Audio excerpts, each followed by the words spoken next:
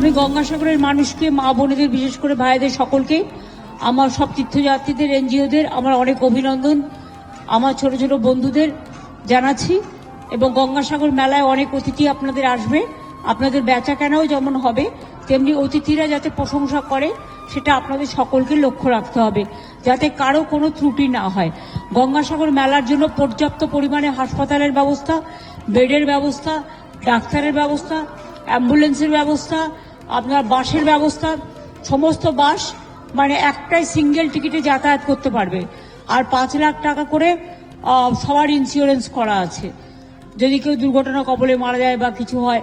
সেজন্য আমরা পুরো মেলায় যারাই আসে এবং তীর্থযাত্রী সহ, লোকাল লোক সহ, সাংবাদিক সহ, সকলের, অফিসার সহ সকলের একটা ইন্স্যুরেন্স আমাদের করাই থাকে।